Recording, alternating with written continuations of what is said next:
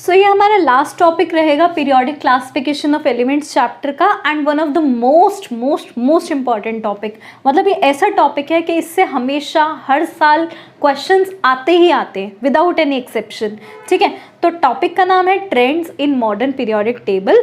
मतलब ये जो टेबल मैंने बनाई है मॉडर्न पीरियोडिक टेबल, इसमें एलिमेंट्स में क्या क्या चेंज आता है जैसे हम ग्रुप में जाएं और जैसे हम पीरियड में जाएं और जैसे हम ग्रुप में जाएं, क्या क्या चेंजेस आते हैं। तो हम trends in modern periodic table में क्या क्या चीज़ें कवर करेंगे कि एटॉमिक साइज़ कैसे वेरी होता है, एटॉमिक साइज़ कैसे चेंज होता है जब एक ग्रुप में हम जाएं, मतलब ग्रुप में ऊपर से नीचे जाएं या फिर पीरियड में राइट से लेफ्ट से राइट जाएं, तो क्या एटॉमिक साइज़ में चेंज आता है, क्या वैलेंसी में चेंज आता है, मेटलिक कैरेक्टर कैसे चेंज होता है, बेसिक नेचर ऑफ ऑक्साइड्स कैसे चेंज होता है, electropositive character and ionization energy. ये सब ट्रेंड्स हम पढ़ेंगे कि कैसे कैसे ट्रेंड्स, यानी ट्रेंड्स का मतलब हो गया चेंजेस, कैसे कैसे ये चीज़ें चेंज हो रही है जैसे हम ग्रुप में ऊपर से नीचे जा रहे हैं या फिर पीरियड में हम लेफ्ट टू राइट जा रहे हैं। ठीक है, वो समझने से पहले एक बेसिक सी चीज़ समझ लो।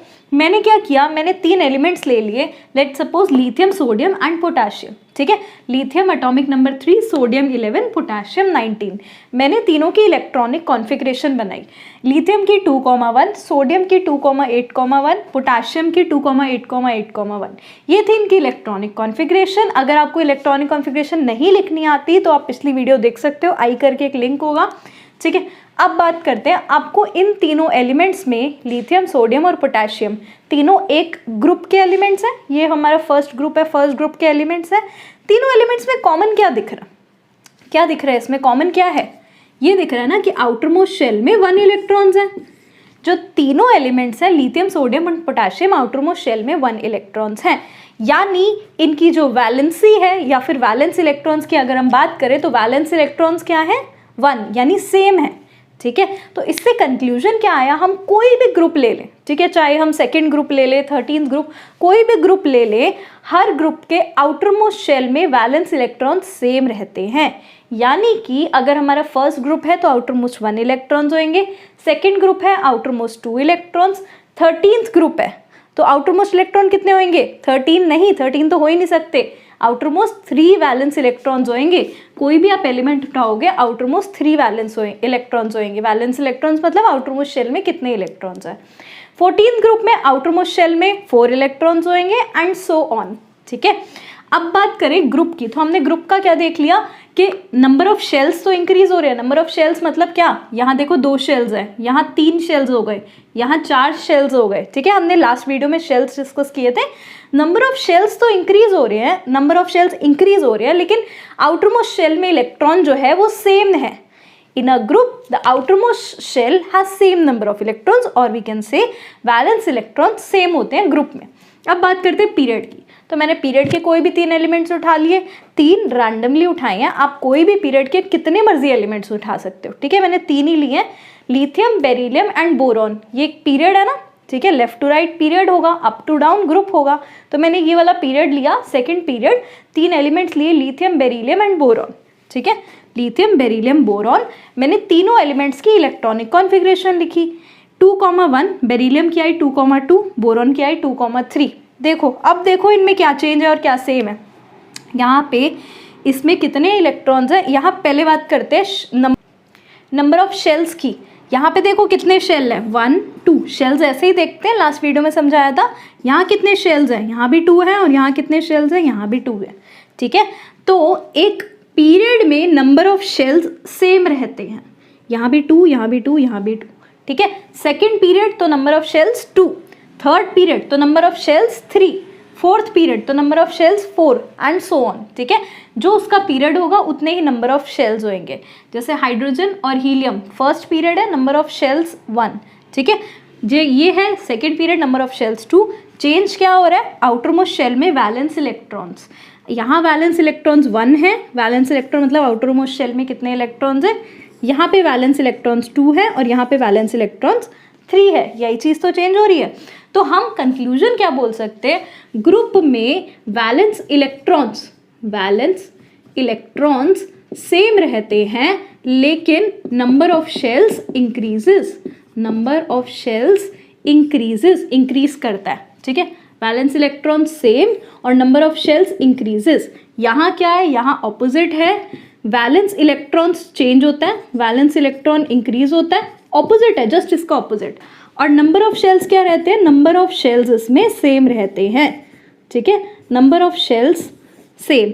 जितना भी पीरियड होगा, 6 पीरियड है तो नंबर ऑफ शेल्स कितने होंगे, 6। 4th पीरियड है, number of shells 4। 3rd period है, नंबर ऑफ शेल्स 3, ठीक है। तो इस चीज़ का ध्यान रखना, हमने 2 चीज़ें कवर करी, हमने वैलेंस इलेक्ट्रॉन्स के बारे में स्टडी करी और साथ साथ में नंबर ऑफ शेल्स के बारे में बताया मैंने।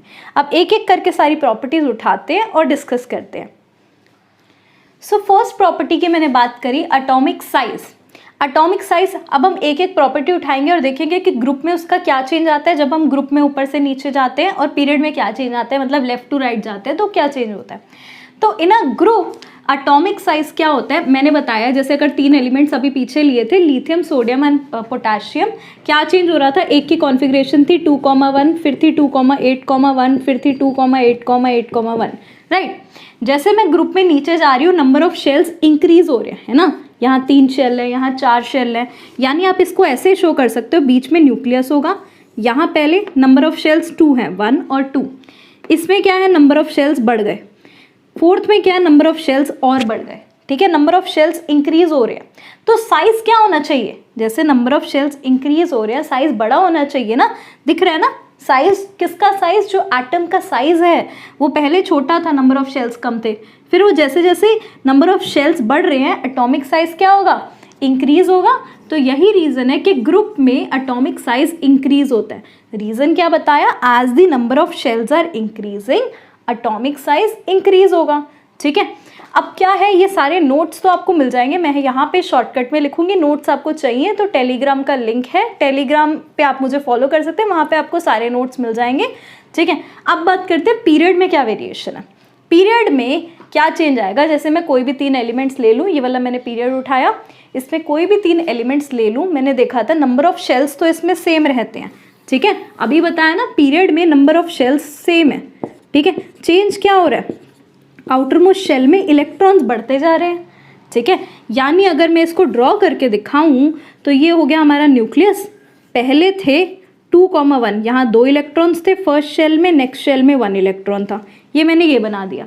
फिर लिथियम के बाद बेरिलियम पे गए तो इस शेल में 2,2 है, यानी इसमें तो 2 ही, नेक्स्ट में 2 इलेक्ट्रॉन्स, फिर क्या है 2,3 तो इसमें 3 इलेक्ट्रॉन्स, मतलब सेम शेल में इलेक्ट्रॉन्स की फिलिंग हो रही है, सेम शेल में इलेक्ट्रॉन्स की फिलिंग हो रही है।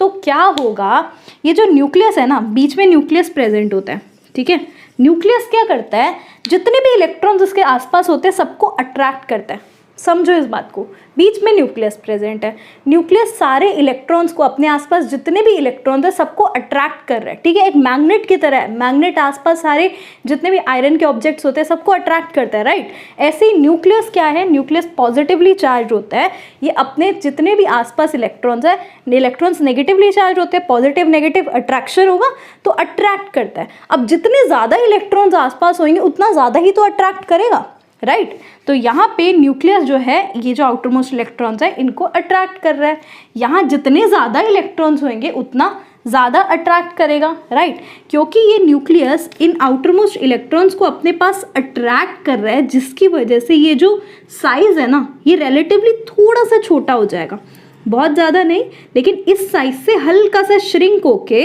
इतना हो जाएगा, मैं मान लेती हूँ, ठीक है। क्यों हुआ, क्योंकि न्यूक्लियस ने सारे इलेक्ट्रॉन्स को, बीच में न्यूक्लियस है, सारे इलेक्ट्रॉन्स को आपस में अट्रैक्ट कर रहा है, इसकी वजह से साइज थोड़ा सा श्रिंक हो जाएगा, ठीक है।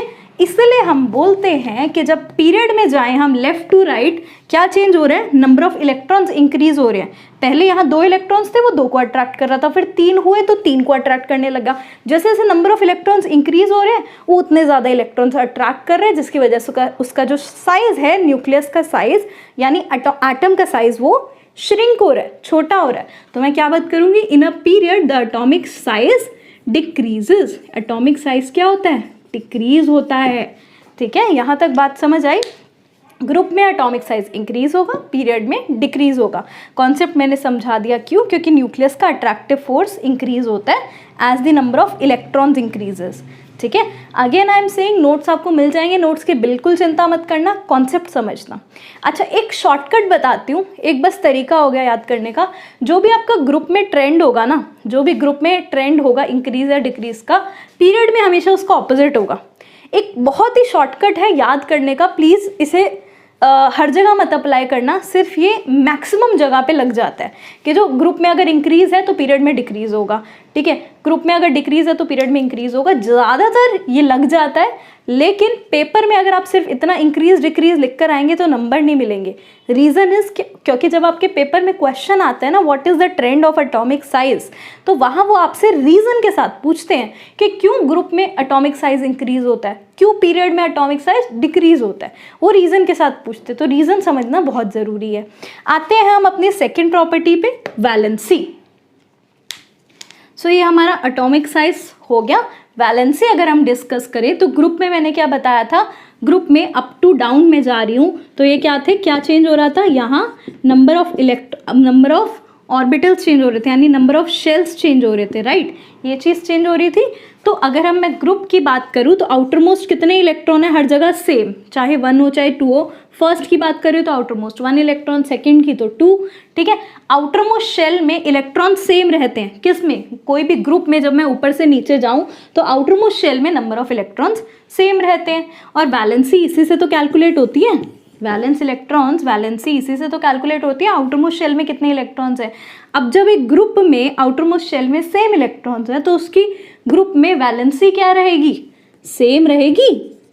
सेम क्यों रहेगी, आपने देखा, इन तीनों का एग्जाम्पल ले लो, कार्बन, सिलिकॉन, जर्मेनियम, कोई भी ले लो आप एग्जाम्पल। आप कार्बन के केस में, सिलिकॉन के केस में, इन सब के केसेस में वैलेंस इलेक्ट्रॉन्स देखोगे कितने आएंगे, 4 आएंगे। 14th ग्रुप है तो यहाँ 4 आएंगे। ठीक है, सब में 4 आएंगे तो सबकी वैलेंसी एक जैसी होएगी। ठीक है, कोई भी आप ग्रुप लोगे, आप ग्रुप में ऊपर से नीचे जाओगे तो वैलेंस इलेक्ट्रॉन सेम रहेंगे, इसकी वजह से क्या होगा, वैलेंसी भी सेम रहेगी। अब बात करते हैं पीरियड की। पीरियड में क्या होगा, कोई भी 3 एलिमेंट उठा लो, जैसे मैंने लिथियम, बेरिलियम, बोरॉन, यही 3 लेकर चलते हैं, 2,8, 2,1, 2,2 एंड 2,3।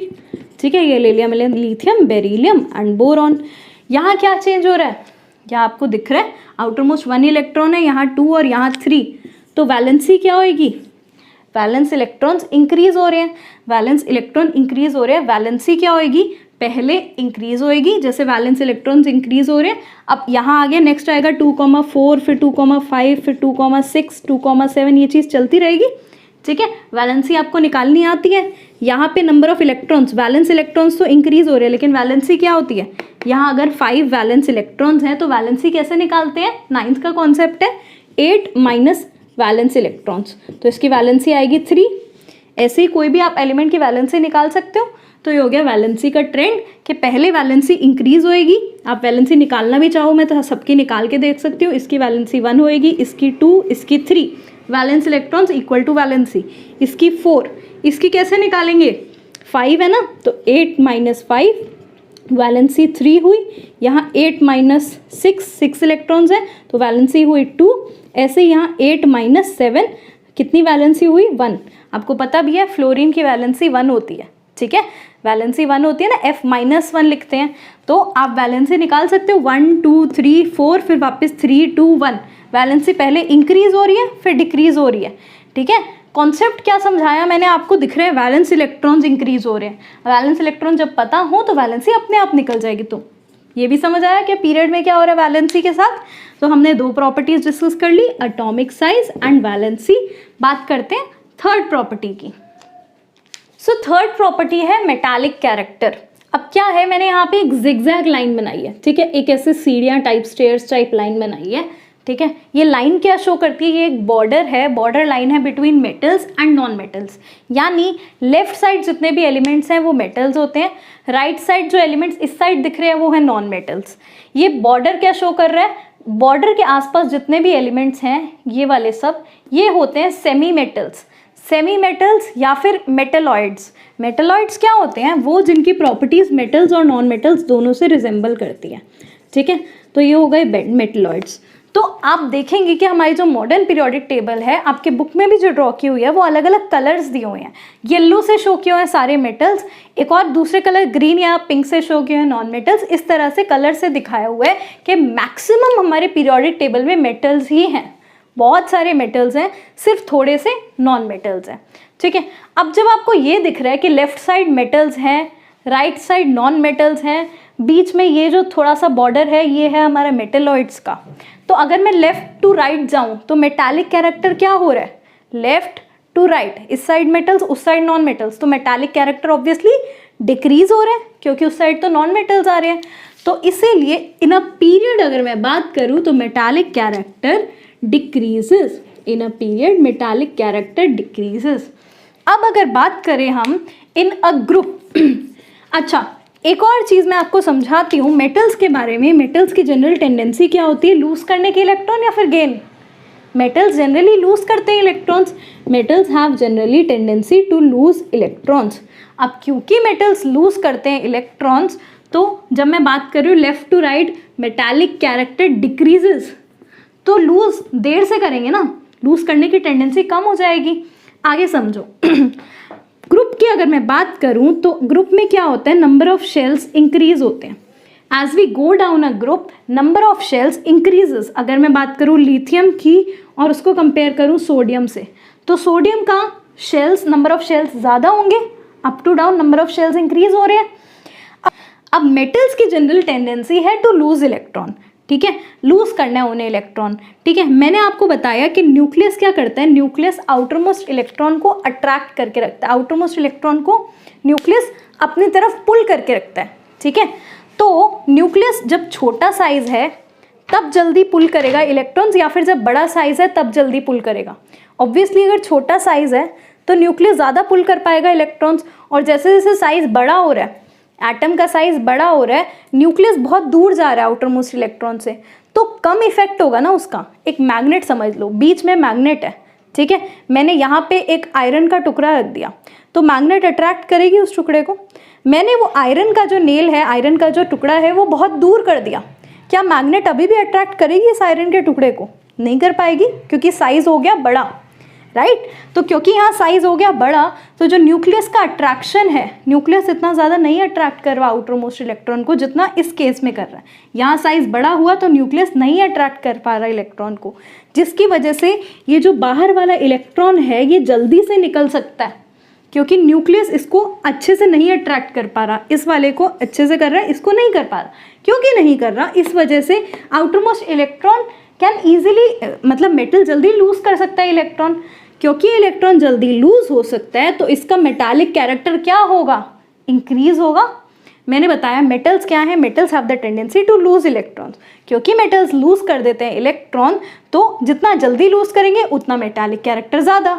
जैसे साइज बड़ा हो रहा है वो जल्दी लूज कर रहे हैं इलेक्ट्रॉन, क्योंकि जल्दी लूज कर रहे हैं इलेक्ट्रॉन तो उसकी वजह से क्या हो रहा है, इसका मेटालिक कैरेक्टर इंक्रीज।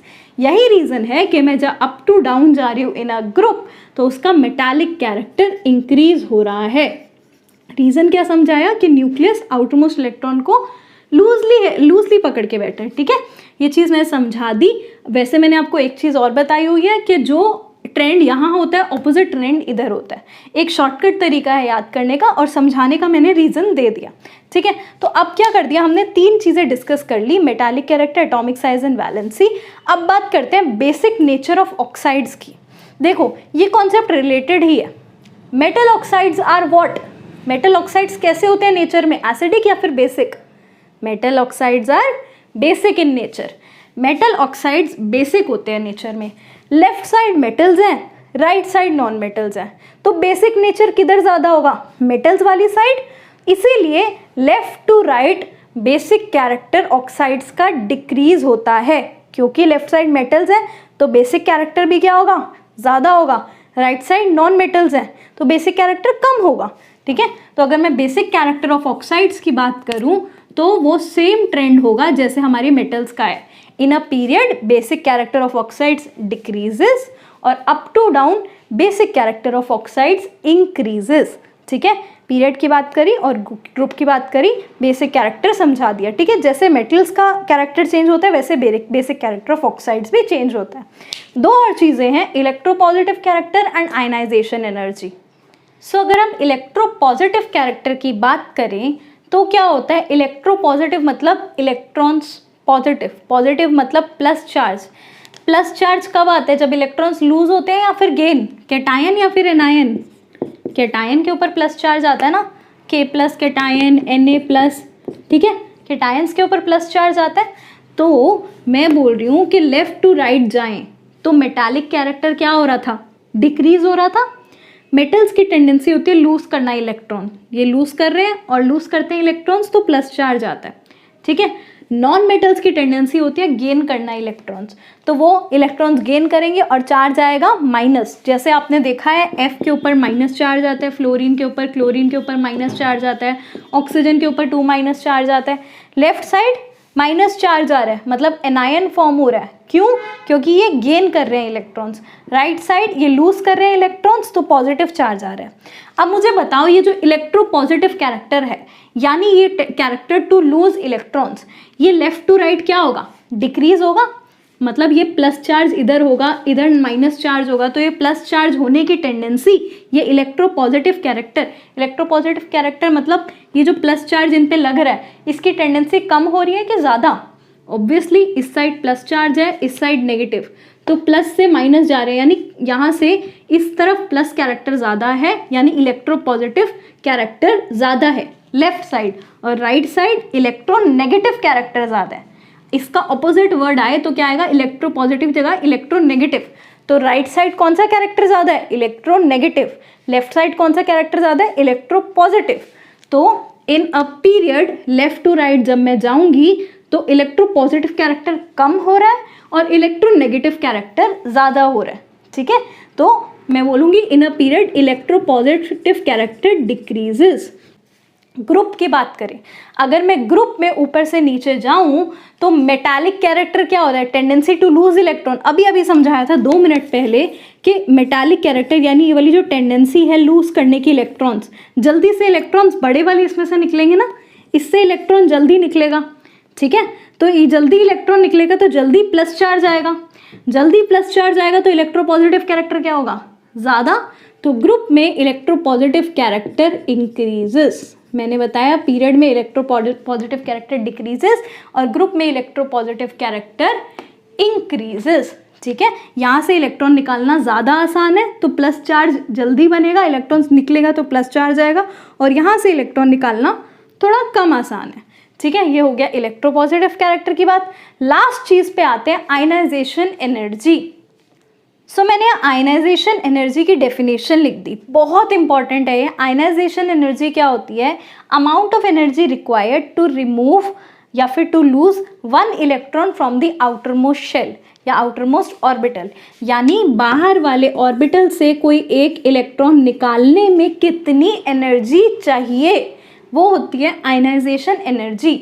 यानी कि अगर बाहर से इलेक्ट्रॉन मतलब आउटर मोस्ट शेल से इलेक्ट्रॉन जल्दी निकलता है तो हमें कम एनर्जी देनी पड़ेगी उसे, और अगर इलेक्ट्रॉन्स जल्दी नहीं निकल पाता तो हम इसे पुश करके निकालेंगे, ज़्यादा एनर्जी देनी पड़ेगी, ठीक है। आयनाइजेशन एनर्जी क्या है, कितनी एनर्जी हमें देनी पड़ेगी एक इलेक्ट्रॉन को उसके आउटर मोस्ट ऑर्बिट से बाहर निकालने के लिए, आउटर मोस्ट शेल से एक इलेक्ट्रॉन को बाहर निकालना है, कितनी एनर्जी चाहिए, वो होती है आयनाइजेशन एनर्जी। अब बात करते हैं कि आयनाइजेशन एनर्जी क्या चेंज आता है उसका ग्रुप में और क्या चेंज आता है पीरियड में। पहले बात करते हैं पीरियड की। पीरियड में मैंने बताया कि क्योंकि नंबर ऑफ इलेक्ट्रॉन्स इंक्रीज हो रहे हैं, सेम शेल में नंबर ऑफ इलेक्ट्रॉन्स पहले 2 थे, फिर 3 हो गए, फिर 4, यही बताया। पीरियड में क्या हो रहा है, नंबर ऑफ इलेक्ट्रॉन्स इंक्रीज हो रहे हैं, जिसकी वजह से ये जो साइज है ये रिलेटिवली श्रिंक हो रहा है। बिल्कुल स्टार्टिंग में बताया था मैंने, साइज रिलेटिवली श्रिंक हो रहा है एक पीरियड में, क्योंकि पहले 2 इलेक्ट्रॉन्स को न्यूक्लियस अट्रैक्ट कर रहा था, अब 3 इलेक्ट्रॉन्स हो गए, 3 को अट्रैक्ट कर रहा है, फिर 4 को, तो ये साइज क्या होगा, रिलेटिवली श्रिंक हो जाएगा, जिसकी वजह से यानी इसका जो साइज है इतना नहीं रहेगा, अब ये थोड़ा सा छोटा हो गया, इसका साइज हो गया अब लगभग इतना छोटा हो गया साइज।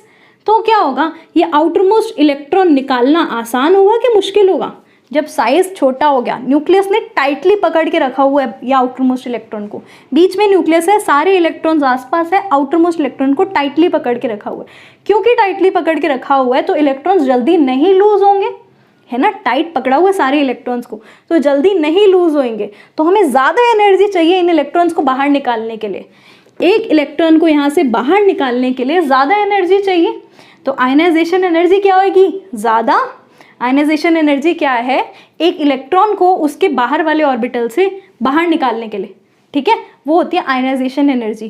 क्योंकि ये जल्दी इलेक्ट्रॉन नहीं निकल पा रहा तो हम इसे खूब एनर्जी दे के धक्का मार के बोलेंगे बाहर निकलो, तो आयनाइजेशन एनर्जी क्या होएगी? ज़्यादा होगी। तो left to right in a period ionization energy increases. क्यों इंक्रीज हुई? क्योंकि न्यूक्लियर चार्ज, जो न्यूक्लियस का अट्रैक्शन है वो इतना ज़्यादा है कि वो आउटर मोस्ट इलेक्ट्रॉन को बाहर नहीं निकलने दे रहा, टाइटली पकड़ के बैठा हुआ है। तो पीरियड में आयनाइजेशन एनर्जी इंक्रीजेस, मतलब बहुत सारी एनर्जी देनी पड़ेगी एक इलेक्ट्रॉन को बाहर निकालने के लिए। नेक्स्ट बात करें ग्रुप में। ग्रुप में क्या होगा? आयनाइजेशन एनर्जी का ट्रेंड ग्रुप में बात करें up to down, shells increase हो रहे हैं, सब सारे कॉन्सेप्ट्स रिलेटेड हैं। नंबर ऑफ शेल्स पहले 2 थे, फिर आए सोडियम पे नंबर ऑफ शेल्स 3 हुए, फिर आए पोटेशियम पे नंबर ऑफ शेल्स इंक्रीज हो रहे हैं। नंबर ऑफ शेल्स इंक्रीज हो रहे हैं, हमारा जो बीच में न्यूक्लियस है वो आउटर मोस्ट इलेक्ट्रॉन को, अब न्यूक्लियस और आउटर मोस्ट इलेक्ट्रॉन में गैप बहुत ज़्यादा आ गया।